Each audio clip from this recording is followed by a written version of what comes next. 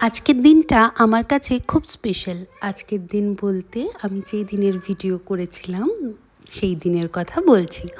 আগে সবাই জানাবেন আমাকে কেমন লাগছে। সকাল সকাল উঠে আমি রেডি হয়ে গেছিলাম, আর অনেস্টলি বলতে গেলে আমি নিজেকে এত সুন্দর করে রেডি করতেই পারতাম না যদি আমার কাছে কিছু স্পেশাল মানুষ না থাকতো সেই দিনটায়। প্রথমেই বলবো তাপসির কথা। ও আমাকে এত সুন্দর করে সাজায় যে প্রত্যেকবার নিজেকে নতুন একটা রূপে দেখি। আর তারপর আমার পার্সোনাল স্টাইলিস্ট মানে হলো আমার বড় যা অঙ্কিতা। শাড়ি থেকে জুয়েলারি কী পরবো, কীভাবে পরবো, সব ওর ডিপার্টমেন্ট। ওকে না দেখিয়ে আমার নিজের কোনো স্যাটিসফ্যাকশনই হয় না আজকাল। তারপর আমরা বেরিয়ে পড়লাম আজকের এই বিশেষ দিনের উদ্দেশ্যে। এখনও রিদমের চোখ একটু ফোলা আছে, কিন্তু আগের থেকে অনেকটা কম। এটা দেখেই মনটা অনেকটা শান্তি লাগছিল যে ওর আস্তে আস্তে জিনিসটা ঠিক হচ্ছে। শেষে পৌঁছে গেলাম আমাদের নতুন ফ্ল্যাটের ডেলিভারি অনেক দিন আগেই পেয়েছিলাম, কিন্তু পুজোটা করা হচ্ছিল না। তাই এবার যখন বাড়ি এলাম তখন সবাই একসাথে হয়ে নিজেদের মতো করে সত্যনারায়ণ পুজো করলাম। আমি মনে করি নিজের লোকজন মিলে মন থেকে পুজো করার মধ্যে একটা আলাদাই শান্তি আছে। যে কোনো শুভ কাজে বাবুম পুজো করলে আমার মনে হয় আমার ইচ্ছেগুলো যেন ডাইরেক্ট ঠাকুরের কাছে পৌঁছে যাচ্ছে। কিন্তু বাউমেশ্বরী সেদিন ভালো না থাকার জন্য সেই দায়িত্ব মাথায় নিয়ে নিয়েছিল দাদাই। তো পুজো চলার মধ্যে একটা মজার ঘটনাও হচ্ছিল। আস্তে আস্তে ফলের মধ্যে আঙুরের সংখ্যা কমতে লাগছিল। পরে দেখা গেল একটা বিড়াল তো আমাদের মধ্যেই চুপচাপ বসে আছে, আর মানিকে দিয়ে একটা একটা করে আঙুর নেওয়াচ্ছে আর নিজে খেয়ে যাচ্ছে। যাই হোক, শিশুদের মধ্যেই তো ঈশ্বর বিরাজ করে, তাই না? তারপর হলো ঘরে ঢোকা, দুধ উতলানো, প্রসাদ বিতরণ নিজেদের মধ্যেই শেয়ার করে নিলাম।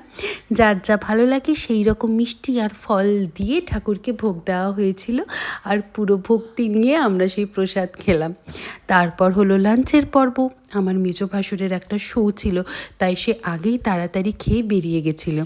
আর একটা কথা, এই পুরো ব্লগে আপনারা আমার শাশুড়ি মাকে দেখতে পাবেন না, কারণ তিনি আগেই এসে সব কিছু ম্যানেজ করে বাড়ি ফিরে গেছিলেন। কারণ ওখানে আমাদের 4 পায়ে একটা ছোট্ট কন্যা আছে, বিনির কথা বলছি। তাই আমরা পুরো বাড়ি ফাঁকা রেখে কখনোই বেরোতে পারি না। হেল্পিং হ্যান্ডস অনেক থাকলেও ফ্যামিলি মেম্বার্সদের মধ্যে কেউ না কেউ অবশ্যই বাড়িতে থাকে। সত্যি বলতে কি, সবাই মিলে যেভাবে পুরো দিনটা কাটালাম, গল্প, আড্ডা, ফটো তোলা, খাওয়া দাওয়া সব কিছু মিলে মনে থাকার মতো একটা দিন হয়ে গেছিলো। শুধু এটাই চাই ভগবানের কাছে, আমাদের মধ্যে এই ভালোবাসাটা যেন সব সময় এমনিই থাকে। এই যে এখন সব খাওয়া দাওয়ার পর্ব চলছে, বৌদি প্রসাদ দিয়ে যাচ্ছে, এদিকে অঙ্কিতা আর রিজু কী নিয়ে যে হাসাহাসি করছে কে জানে। এদিকে আমার শ্বশুরমশাই দাদাইকে এখন দক্ষিণা দিচ্ছে, কারণ উনি তো পুরোহিত মশাই ছিলেন, পুরোহিত মশাই তো দক্ষিণা নেবেই। আর দক্ষিণাটা পেয়ে সবাইকে দেখাচ্ছে, এই দেখ পেয়েছি, তুই পেয়েছিস, এই দেখ আমি পেয়েছি। যাই হোক, এইসব ঠাট্টা সব কিছুর মধ্যে খাওয়া দাওয়া শুরু হয়ে গেছিলো, কারণ আস্তে আস্তে লাঞ্চের পর্ব করতে হবে। ছোট জায়গা ছিল, তাই ব্যাচ টু ব্যাচ ওয়াইজ আমাদের খাওয়ার পর্ব চলছিল।